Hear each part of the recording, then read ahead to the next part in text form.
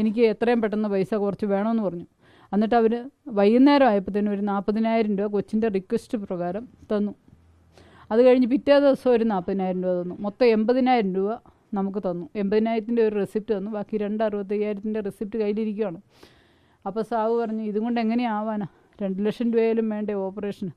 അപ്പോൾ പെട്ടെന്ന് നമുക്ക് വേറെ എടുക്കാനായിട്ട് നമ്മുടെ കയ്യിൽ ഒരു പൈസ ഇല്ലാതെ, പല കേസുകളായതുകൊണ്ട് പല എമർജൻസികൾ വന്നുകൊണ്ട് പൈസ ഇല്ലാതായി പോയി. അപ്പോൾ പൈസ വേണമല്ലോ. അത് കഴിഞ്ഞ് സാവ് പിറ്റേ ദിവസം 10 മണിയാകുമ്പോഴാണ് അവിടെ ചെല്ലുന്നത്. 10 മണിയാകുമ്പോൾ ചെല്ലുമ്പോഴത്തേക്കും ബിനോയ് എന്ന് പറഞ്ഞ പുള്ളിക്കാരൻ പോടാ പുല്ലേന്ന് പറഞ്ഞു. പൈസ ഒന്നും ഇപ്പോൾ ഉണ്ടാകുകയില്ല, പോടാ പുല്ലേന്ന് പറഞ്ഞു. റെജി പറഞ്ഞെന്ന് പറഞ്ഞു ഞാനാ സെക്രട്ടറി, ഞാനാ പൈസ നിങ്ങളോട് മേടിച്ച് എന്നോട് പറയാൻ പറഞ്ഞു.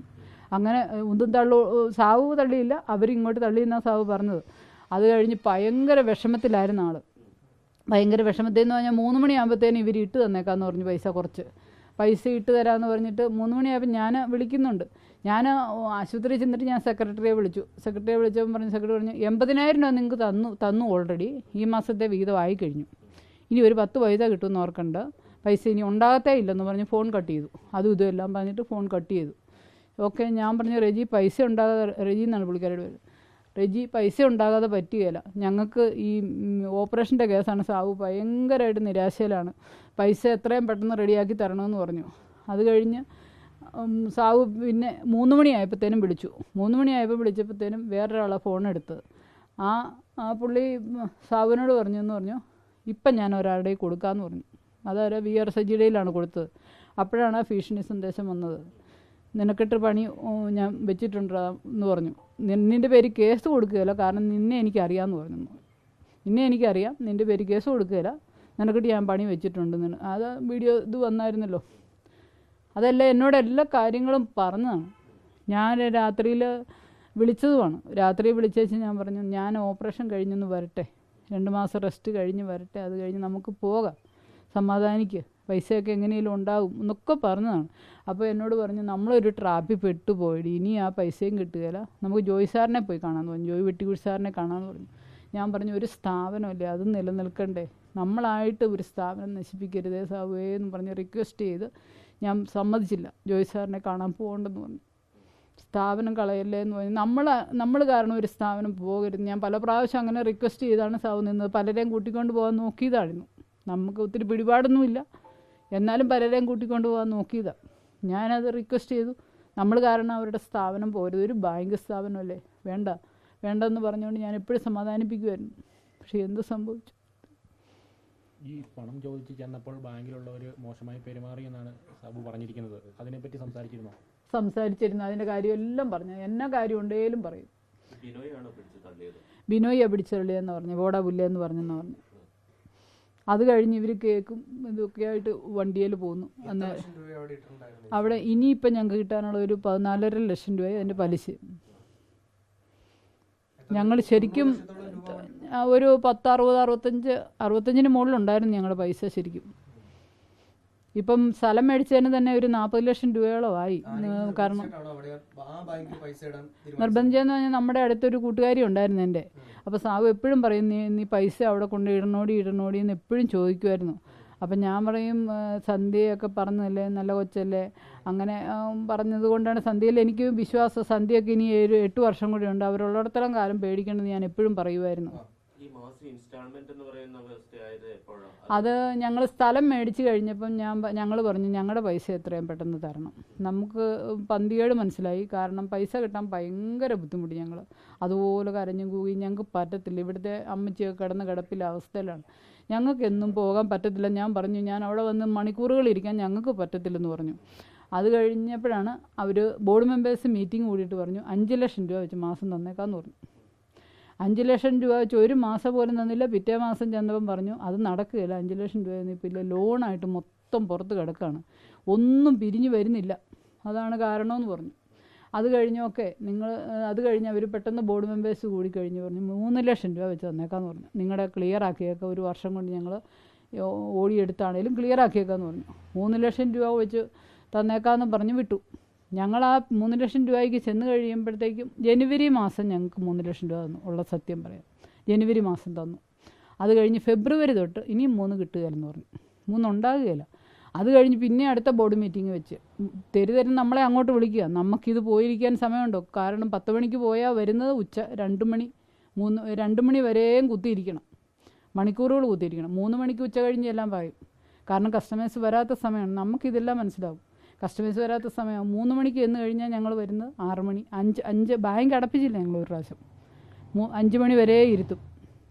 അത് കഴിഞ്ഞ് അവർ പറഞ്ഞു 1 ലക്ഷം രൂപ വെച്ച് തരാം. അതങ്ങ് സമ്മതിച്ചോളാൻ ഒരു ബോർഡ് മെമ്പർ പറഞ്ഞു. ആരാ പേര് പറയുന്നില്ല. ഒരു ബോർഡ് മെമ്പർ പറഞ്ഞു 1 ലക്ഷം രൂപ വെച്ച് തരാം, പിന്നെ ബാക്കി പലിശയും കൂടെ തരാമെന്ന് പറഞ്ഞു. ഓക്കെ, സമ്മതിച്ചു. ലാസ്റ്റ് ഞങ്ങൾ സമ്മതിക്കേണ്ട വന്നു. കാരണം നമ്മൾ 2 നിവൃത്തികേടുകൊണ്ട് സമ്മതിച്ചു. കാരണം 2 വ്യക്തികളാണ്. കാരണം ഞങ്ങളുടെ കുട്ടികളുടെ വിദ്യാഭ്യാസം, ഞങ്ങൾക്ക് പല കാര്യങ്ങളുണ്ട്. ഞങ്ങൾക്ക് പൈസ ഇല്ലാതെ പറ്റിയല്ല. കാരണം കാരണവന്മാർക്ക് മരുന്ന് മേടിക്കണം, എന്തെല്ലാം കാര്യങ്ങളും ഇതിൻ്റെ ഇടയ്ക്ക് റൗണ്ട് ചെയ്താൽ. അപ്പം ഓക്കെ 1 ലക്ഷം രൂപ വെച്ച് തന്നു. 1 ലക്ഷം രൂപ വെച്ച് തരാമെന്നുള്ള എഗ്രിമെൻറ്റിൽ ഇങ്ങ് പോന്നു. ചെല്ലുമ്പോൾ എന്നും ഇപ്പം നടക്കുകയില്ല, ഇപ്പം ഇല്ല, നാളെ കഴിഞ്ഞു പോവാം, അങ്ങനെ എന്നും നടത്തിയിരായിരുന്നു. സാബു മടുത്തായിരുന്നു ലാസ്റ്റ്. എങ്ങനെ പൈസ ഇങ്ങനെ ഊരിയെടുക്കുമെന്നുള്ളത്. അപ്പോൾ ക്രിസ്മസിന് ഞങ്ങൾക്ക് ഇച്ചിരി സാധനം മേടിക്കാൻ പൈസ ആയെന്ന് പറഞ്ഞു. എന്നിട്ടും എത്ര പ്രാവശ്യം നടന്നിട്ടാണ് കുറച്ച് പൈസ തന്നു കടയിലോട്ട് സാധനം മേടിക്കാൻ. പിന്നെ സ്വർണം പെട്ടെന്ന് ഞങ്ങൾക്ക് പുതുക്കി വെക്കേണ്ട വന്നു.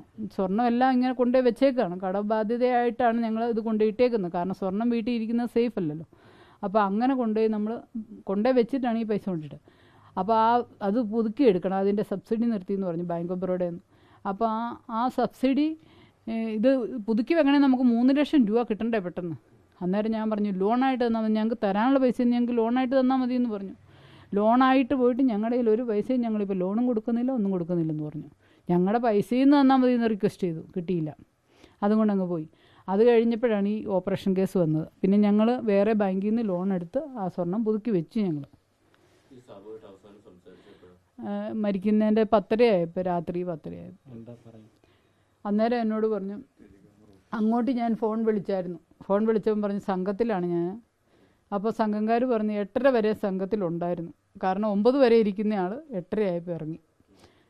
അപ്പോൾ കൊച്ചു വിളിച്ചപ്പോഴും പറഞ്ഞു, സാബു പറഞ്ഞു ഞാൻ സംഘത്തിലാന്ന് പറഞ്ഞു 9 ആയപ്പോഴും. പക്ഷേ അത് വേറെ എവിടെയായിരുന്നെന്ന് നമുക്കറിയത്തില്ല. ഇവിടെ വന്നു കഴിഞ്ഞ് 9:30 ആയപ്പോൾ ഇവിടെ വന്ന് ഞാൻ 9:30 കഴിഞ്ഞപ്പോഴും എനിക്കൊരു വെപ്രാളം. ഇതെന്നെ വിളിക്കാതെ എല്ലാ ദിവസവും വന്ന് കടയടച്ചേച്ച് വിളിക്കുന്നതാണ്. അപ്പം ഞാനൊരവസ്ഥയിൽ കിടക്കുന്നതുകൊണ്ട് ഭയങ്കര ടെൻഷനായിരുന്നു. അപ്പം വിളിച്ചില്ല.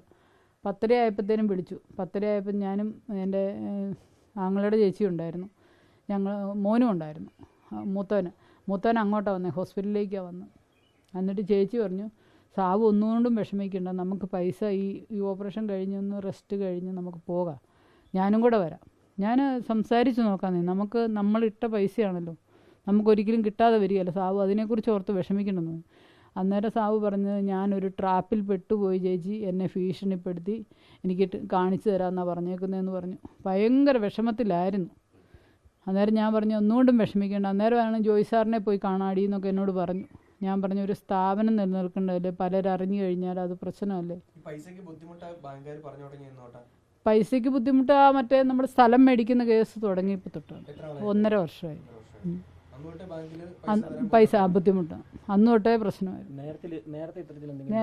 നേരത്തെ അതിനു മുമ്പ് ഒരു പ്രശ്നം ഉണ്ടായിട്ടില്ല. കൃത്യമായിട്ടും പലിശയും തന്നുകൊണ്ടിരുന്നു. CPM ഭരണസമിതി വന്ന പിന്നെ പ്രശ്നം തുടങ്ങിയത്.